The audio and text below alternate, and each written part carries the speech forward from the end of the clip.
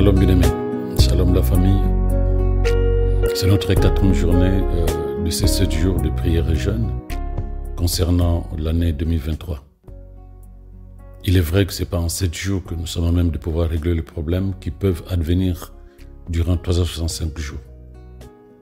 Mais nous sommes accompagnés par l'Esprit de Dieu, car Dieu a créé l'univers en 6 jours et le 7e jour, il s'est reposé. Mais tout ce qu'il a créé, il l'a fait en 6 jours. Donc nous sommes capables de pouvoir travailler avec le Saint-Esprit et la parole pour que cette année que Dieu nous donne soit une année que nous allons vivre selon son plan, selon ses desseins, et non pas selon les projets de l'ennemi dans nos vies ou les projets des hommes qui veulent plutôt notre perte et non pas notre bonheur. Donc aujourd'hui, nous allons prier pour se débarrasser des mauvaises habitudes. Nous allons prier pour le changement d'habitude, les mauvaises en bonnes, évidemment. Je parle de bonnes et mauvaises habitudes à la lumière de la parole de Dieu. Donc on n'est pas dans la philosophie, qu'est-ce qui est bon pour moi, qu'est-ce qui est bon pour le frère ou la sœur. Mais à la lumière de la parole de Dieu, il y a des habitudes. Donc si tu pratiques des bonnes actions, elles se traduisent par des bonnes habitudes. Et si tu pratiques des mauvaises actions, elles vont entraîner des mauvaises habitudes. Parce que ce que tu dois savoir, c'est que nous ne naissons pas avec des habitudes. Les êtres humains ne naissent pas avec des habitudes.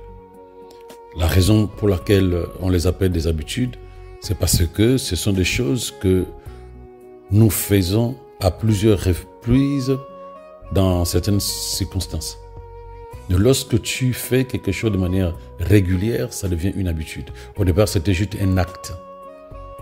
2 fois, 3 fois, 4 fois, il semble que les scientifiques disent tu fais quelque chose pendant 6 fois de suite, ça devient une habitude.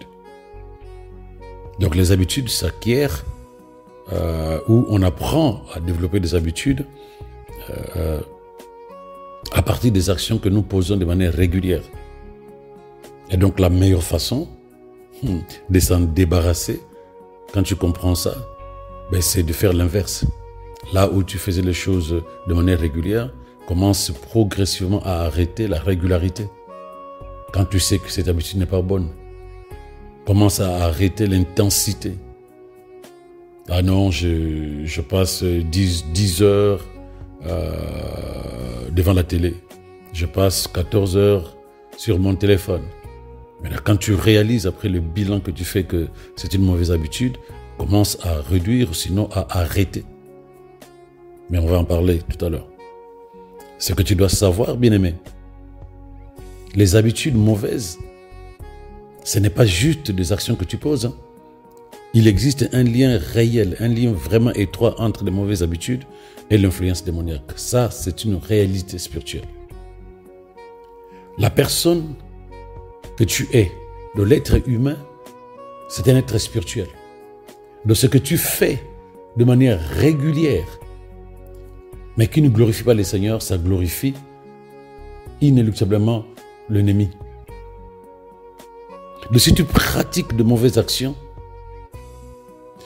elles vont non seulement entraîner de mauvaises habitudes, mais puisque tout ce que nous faisons est pour la gloire de notre Dieu, mais tout ce que tu fais qui ne glorifie pas le Seigneur est pour la gloire de Satan. Il y a des habitudes qui ne sont pas forcément pour la gloire de Dieu et tu le connais. Mais si tu es incapable de t'en débarrasser, c'est que tu es en train de servir quelqu'un. Puisque ce que nous faisons de manière régulière, nous le faisons pour la gloire de Dieu. Et ce que tu fais de manière régulière qui ne glorifie pas le Seigneur, c'est que tu le fais pour la gloire de quelqu'un d'autre. Parce que tu es spirituel et tu es un instrument pour le monde spirituel. Donc il est nécessaire pour l'année qui arrive que tu te poses la question, quelles sont les habitudes qui glorifient le Seigneur dans ma vie? Quelles sont les habitudes qui risquent de me freiner dans ma marche avec le Seigneur durant cette année 2023? Quelles sont les habitudes, les actions que je pose de manière régulière qui risquent de me disqualifier dans les projets que Dieu a pour moi durant cette année 2023. Parce que les habitudes, la plupart du temps, tu te dis, non, mais c'est moi. J'ai pris des décisions, j'ai pris des habitudes. Mais tu sais que les habitudes t'enferment, ça devient comme des prisons. Tu sens que tu as envie de lâcher. Je prends toujours l'exemple des téléphones. Combien de personnes à qui je dis, faites attention avec le téléphone. Observez. Un jour, quelqu'un m'a dit, c'est vrai. C'est impressionnant parce que j'ai beau prendre des décisions pour arrêter le temps, pour réduire le temps que je fais sur mon téléphone, mais je me sens comme incapable de prendre la décision de mettre mon téléphone de côté, de fermer mon téléphone pour une journée ou deux. Ça devient comme une prison. Et pourtant, ça a commencé par une action, 2 actions, 3 actions, une habitude, 2 habitudes, 3 habitudes, et c'est devenu une dépendance. Parce que les habitudes amènent à la dépendance.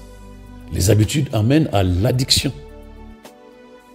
Comment peux-tu être disponible pour Dieu, là où il a besoin de toi pour pouvoir travailler en associé avec toi afin d'accomplir ses projets pour l'année 2023 dans ta vie? Là où il t'attend, toi tu es ailleurs. Là où il t'attend, toi tu dors encore parce que tu as pris l'habitude de te réveiller très tard. Là où il t'attend, tu es totalement concentré sur ton téléphone. Et le temps qu'il a disposé pour toi pour pouvoir travailler ou te préparer un élément essentiel pour l'année 2023, mais toi tu es sur ton téléphone, distrait comme les vierges folles. Les vierges folles qui n'étaient pas capables de pouvoir attendre l'époux. Elles étaient ailleurs, distraction. Donc il y a des choses pour lesquelles tu peux te dire, oh, mais je crois qu'il y a un danger là.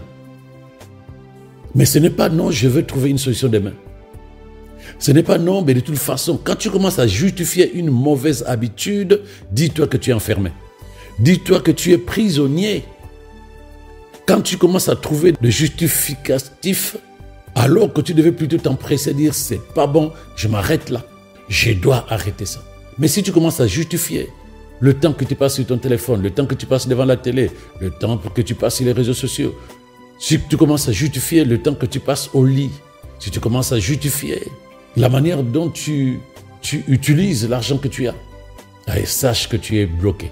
Mais heureusement, Christ est venu pour libérer. Ce sont des habitudes, bien-aimés. Ce sont des habitudes, c'est-à-dire que des choses que nous faisons de manière régulière. Mais toutes ces choses que nous faisons de manière régulière ne glorifient pas forcément le Seigneur. Or, pour avancer sur le chemin que Dieu a tracé pour toi et moi, nous avons besoin d'être disciplinés. Parce qu'un soldat qui veut gagner la guerre, il va avec la discipline et non pas avec le désordre. Si tu veux vraiment que l'année 2023, que le Seigneur se glorifie dans ta vie, dans tes projets, dans ta famille, dans ton église et dans tout ce que tu auras à entreprendre, tu dois être discipliné et te soumettre au conseil de la parole de Dieu et au conseil du Saint-Esprit. Quand on est dans des mauvaises habitudes, cela signifie qu'on est électron libre, on n'a pas une discipline de vie. Parce que c'est la discipline de vie qui montre qui tu es, où tu veux aller. Celui qui n'a pas de discipline de vie, c'est comme s'il ne sait pas où il veut aller. Même si tu as de bonnes intentions, même si tu as des bons projets dans ton esprit, sans discipline, c'est-à-dire que sans discipline, tu ne peux pas te dire « je veux réussir ce que j'ai envie de faire ». Parce que les habitudes que tu auras à mettre en place montrera à ceux qui te regardent que tu as décidé de mettre en place une vie de discipline. Maintenant, si c'est de mauvaises habitudes, tu ne peux pas dire que je suis discipliné, ce n'est pas possible. Si c'est de mauvaises habitudes qui ne glorifient pas le Seigneur, tu ne peux pas dire que je suis discipliné. Or, sans discipline, il n'y a pas de succès. Sans discipline de vie, il n'y a pas de réussite. Donc, si tu veux réussir en 2023, il faut déjà regarder les habitudes que tu as développées depuis. Arrêter celles qui ne glorifient pas le Seigneur, celles qui t'enferment dans des choses inutiles et qui te rendent plutôt prisonnière, qui te fait perdre du temps, d'énergie, de capacité, de compétences pour développer des habitudes que tu n'avais pas évidemment ou que tu avais à peine, afin que ces habitudes t'amènent à te discipliner et que tu sois soumis à la parole de Dieu et que tu marches sous la direction du Saint-Esprit. Parce que Dieu Mais lui, il veut le meilleur pour chacun de nous en cette nouvelle année 2023. Il veut déverser ses faveurs dans notre vie. Mais il faut pour cela, bien aimé, que notre attitude soit celle que Dieu attend de nous. Tu ne peux pas jouer dans une équipe professionnelle, que ce soit foot, je ne sais pas quel sport. Et là où le coach dit, c'est maintenant le temps de l'entraînement, toi, tu n'es pas là.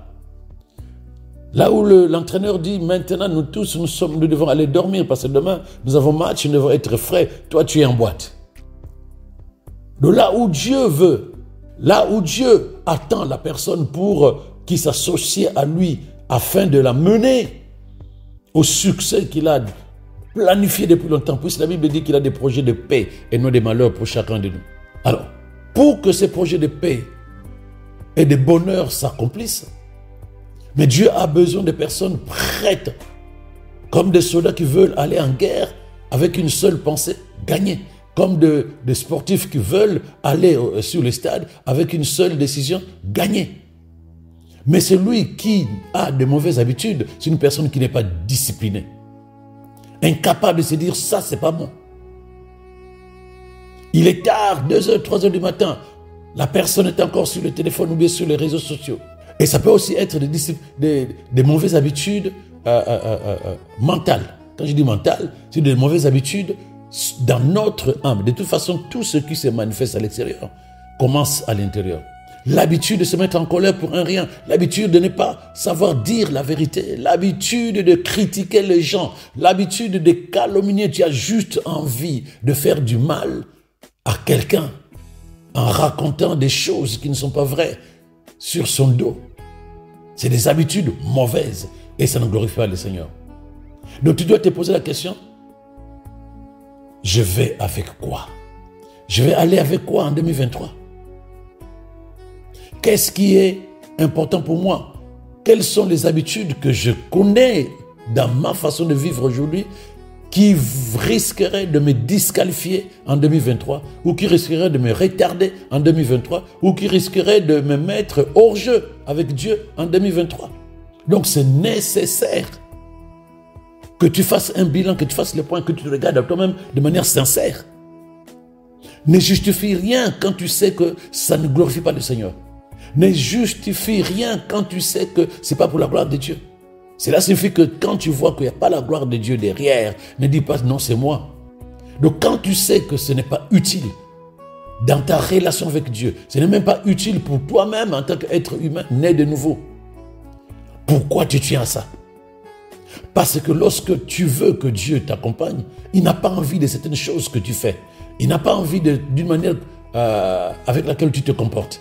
Il a juste besoin que toi, tu sois totalement en phase avec lui, que tu t'alignes à sa parole et que tu sois soumis à son esprit et à sa parole. Toi, tu as déjà regardé un militaire, un vrai, je ne parle pas des policiers dans certains pays, un vrai militaire, un combattant, un commando, tu l'as déjà vu, même à la télé, dans un film. Regarde la discipline qu'ils ont. Regarde le regard qu'ils ont. Parce qu'ils ont un but à atteindre. Ils ne sont pas là pour jouer. Parce qu'ils savent qu'ils n'ont qu'une seule vie. Ils sont en mission. Ils sont mandatés. Et ils doivent accomplir ce pourquoi ils ont été mandatés. Tu as une seule vie, bien-aimé. Une seule vie.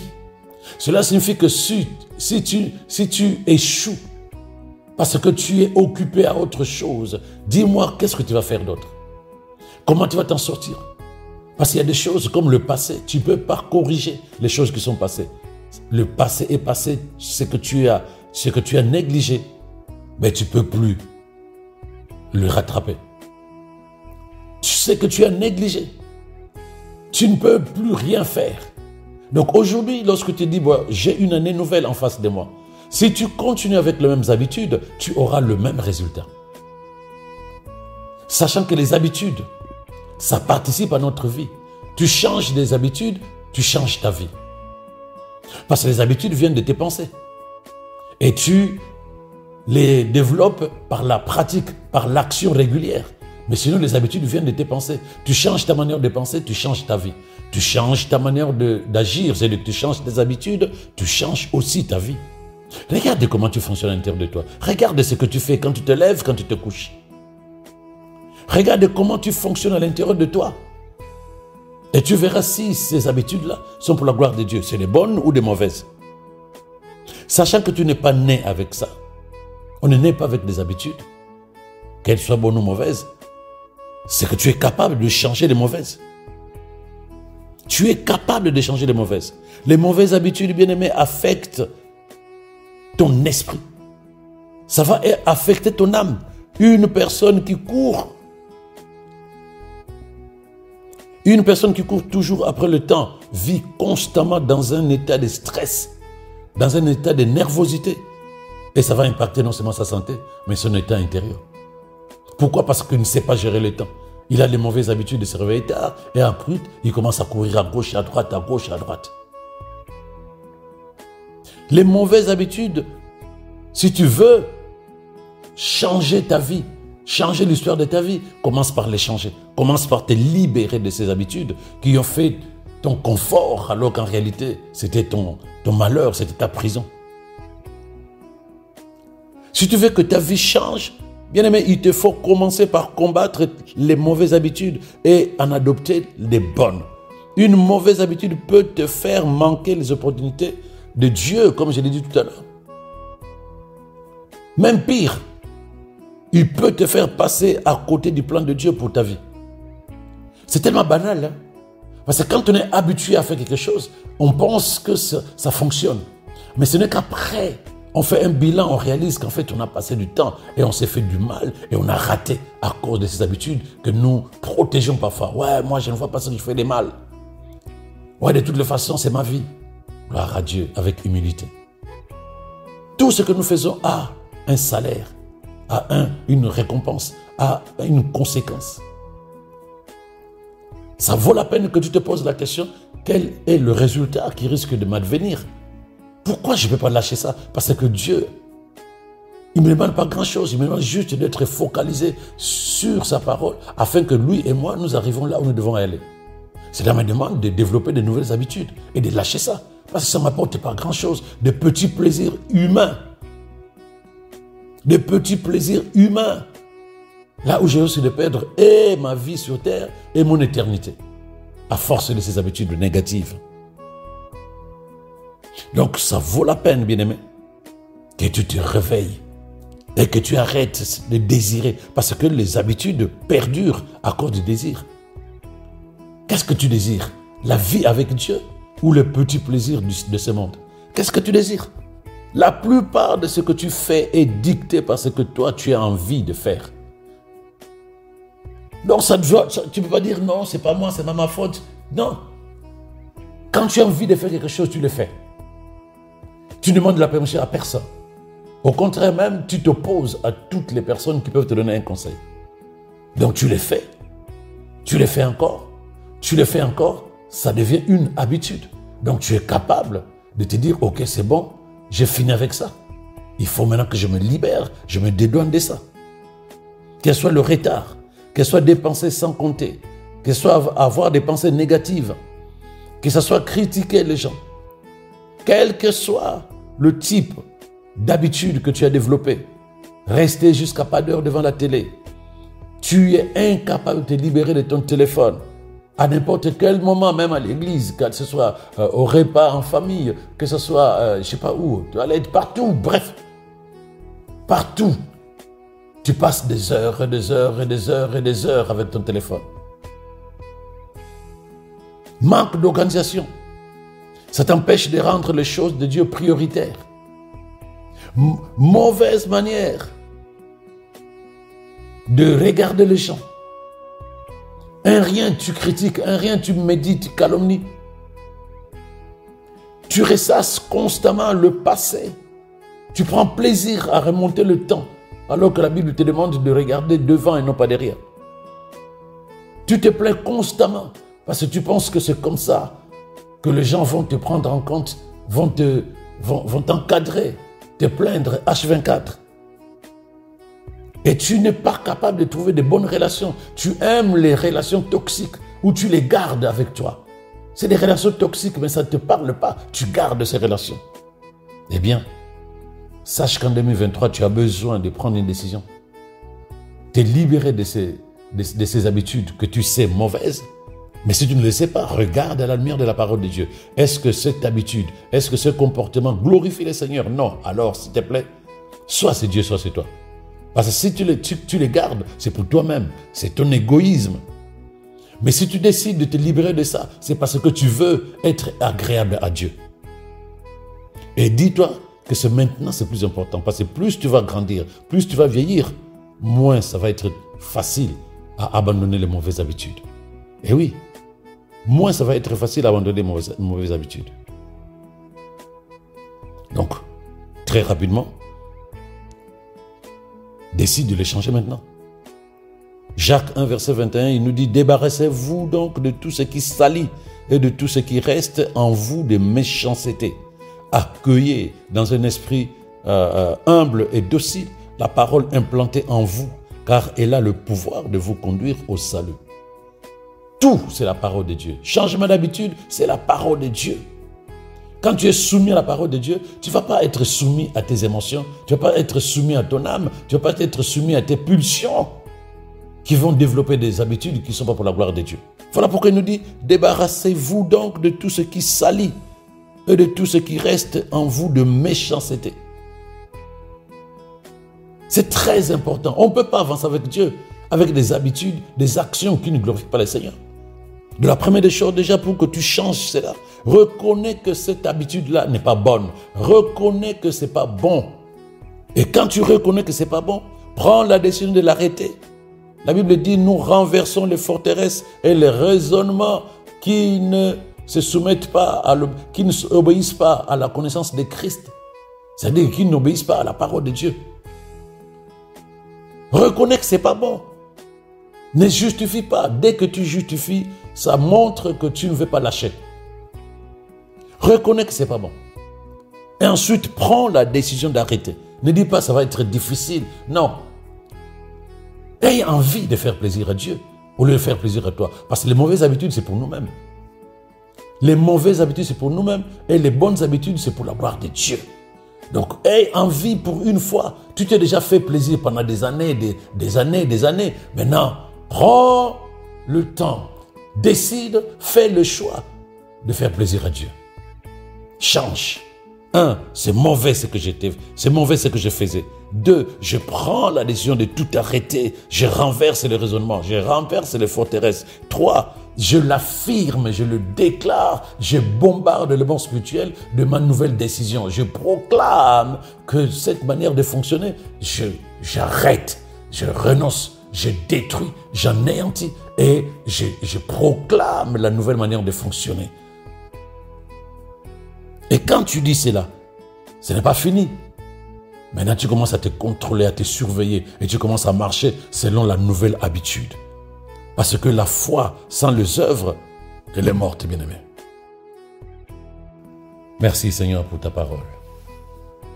Merci de ce que tu nous réveilles encore sur des choses que nous négligeons régulièrement. Nous agissons de manière égoïste en développant des habitudes qui ne te glorifient pas. Aujourd'hui, nous faisons le point et nous réalisons que ce qui importe pour que nous avancions ensemble, nous devons développer une discipline de vie, des habitudes à même de te célébrer, des habitudes à même de te rendre gloire. Car tout ce que tu as envie de faire dans la vie de chacun de nous passe par notre association, notre accompagnement, notre participation. Mais étant donné que nous ne sommes pas capables de participer à tes projets en gardant notre manière de fonctionner, nous prenons la décision de nous libérer de ces mauvaises habitudes, de changer notre manière de penser afin que nos habitudes changent. Cela va nous permettre de pouvoir nous focaliser sur ce que toi tu veux que nous soyons, comme de véritables commandos, disciplinés pour la mission pour laquelle ils sont appelés.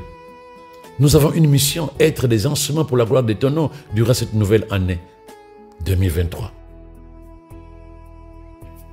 Suis-moi encore, bien-aimé. Approprie-toi ce que je vais dire maintenant. Seigneur, je connais mon avenir en Christ. Il est glorieux, il est excellent. il sera admiré par beaucoup. Et ce que tu as décidé de faire pour moi, ma famille et mon église en 2023, c'est des projets puissants qui glorifient ton nom, le Dieu Tout-Puissant. Inspiré par le Saint-Esprit, je sais où je vais. Je sais ce que demain je serai. Je sais ce que tu as planifié pour moi en cette nouvelle année de grâce 2023. Voilà pourquoi je décide de participer à l'accomplissement de tes plans pour moi, ma famille, mon église, en libérant mon potentiel dans le travail. Là où la paresse, la procrastination, la négligence était ma façon de fonctionner. Je décide de m'ouvrir à l'esprit afin que le talent et les aptitudes que Dieu a mis en moi m'élargissent la voie et me fassent asseoir parmi les grands de ce monde au nom de Jésus. Je suis libéré. Mon système de pensée est libéré. Je suis passionné par la vision de Dieu pour ma vie. Je suis passionné par la vision de Dieu pour ma famille et pour mon église. Je suis déterminé et plein de diligence pour voir la réalisation de cette vision au nom de Jésus. Je décide de me libérer des mauvaises habitudes, de la perte de temps, de la procrastination. Tout ce qui me tenait captif au nom de Jésus. Je choisis des habitudes gagnantes dans le nom de Jésus. Au nom de Jésus, je suis libéré du manque d'organisation.